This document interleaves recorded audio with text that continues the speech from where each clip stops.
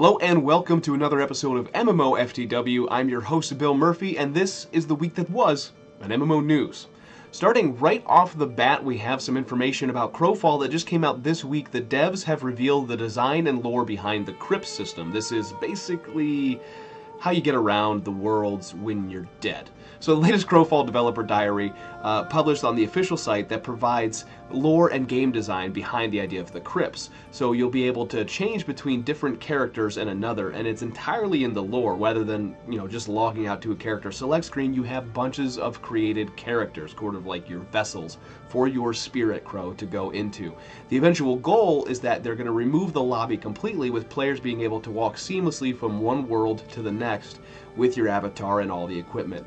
Very cool idea. You can head on over to MMORPG.com to learn all about it. In fact, Crowfall unleashed, I think, 8 new videos this week that showcase everything that's going into the game as they get closer and closer to sort of the soft launch coming later this year. So yeah, it's pretty exciting times if you're a fan of the Throne War simulator, as it's known.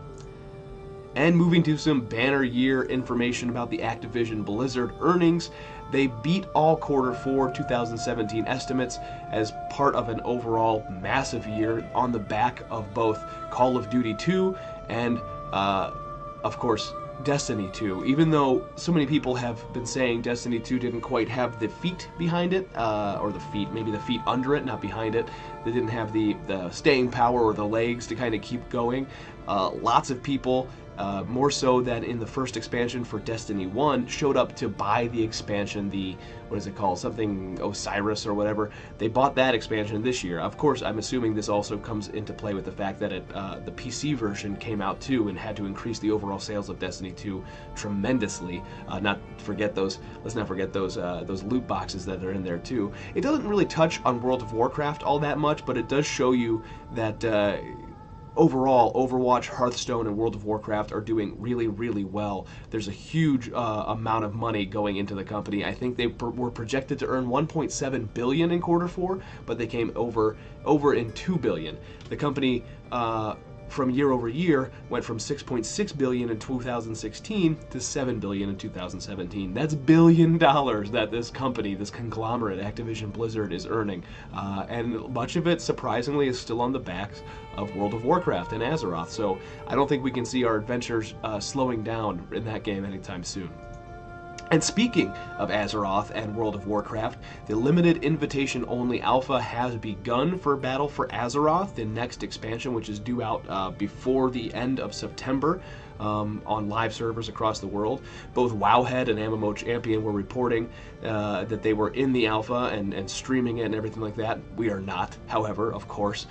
Twitch's Towley, a paladin tank, as you may be familiar, was also streaming the alpha and showing off some of the new dungeons that are in there. It's very early, rough, work in progress stuff. We're not quite even at the beta stage yet, but you can get an idea of some of the class changes that are happening, some of the new content, the new zones, if you want that kind of thing. Me, I'd rather wait and be surprised. I don't like to spoil expansions or MMO content before I actually get a chance to make it matter. But, to each their own. If you want a preview of what's going on, you can definitely check out some of those streams or head over to our friends at Wowhead or MMO Champion to see what's going on there. And speaking of betas as well, for those of you who might have enjoyed Lineage 2, what is it called? Lineage 2 Revolution, the mobile MMORPG, there's yet another one on its way from Cacao Games, from Go Boogie Games, sorry about that. And Go Boogie Games are publishing a game called Fellow Eternal Clash, which you're going to see the trailer right here. This is a rich PvP focus, action combat, open world, full of quests, lots of dungeons, lots of raids, all that stuff. Typical fantasy MMORPG stuff that's coming out later this year. And you can go over to the FellowEternalClash.com website right now and sign up for the closed beta. They're going to have a small testing period for the servers and stability before the game goes live sometime in March or spring or something like that. So be sure to head on over to FellowEternalClash.com and sign up for the beta if you're looking for another game to play on your phone. Or your tablet, I guess, if you still play games on tablets. Who does? And last but not least is the Elder Scrolls Online. This coming Tuesday, the next Update 17 big patch, the Horns of the, oh lord, what is it called? the Dragonbones. I almost called it Horns of the Reach. We're already past Horns of the Reach. I got to get my mindset here.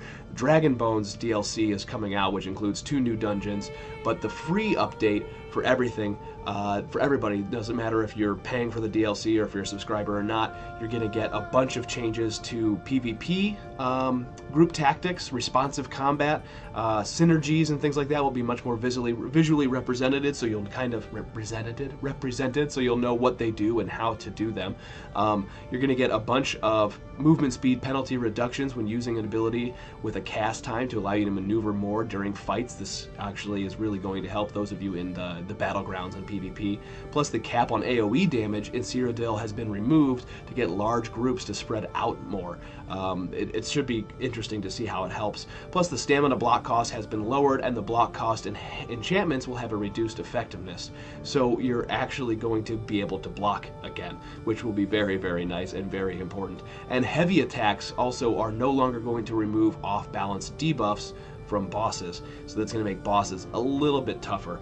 People won't be able to sort of game that system anymore. But there's a whole bunch of other stuff coming in the update too. Most importantly is probably the costume system, which is going to finally let you not just alter the looks of an item, but actually create a costume for your character and wear it and save it. So it's not a transmogrification system, it's literally wearing a costume. You know, it's very cool, kind of like Guild Wars 2 or not Blade and Soul. Blade and Soul is kind of simplistic, but it's, I guess, more like Guild Wars 2.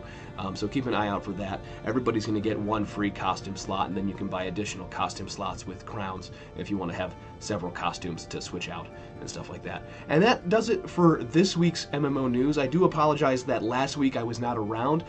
As you can probably hear in my voice, I'm still kind of fighting a cold, but I'm mostly better. I'm still sniffling here and there, thanks to the tiny little children that carry germs everywhere and pick their noses and then fling it and then spit on you and say, "Daddy, give me a kiss." That is the price we pay for having Spawn to take care of us when we're old and sick and can cough on them. Anyway, this has been MMORPG's MMOFTW, the week that was in MMO news. Do be sure to subscribe to the channel. Make sure you hit the like button, comment down there, let me know what your favorite part is or what you want to see in the show. We can spice things up a little bit, try something else next time. And if not, if you just want to downvote it, that's fine too. You know, it's your prerogative. Thanks for watching, and remember, don't let a bad pug get you down.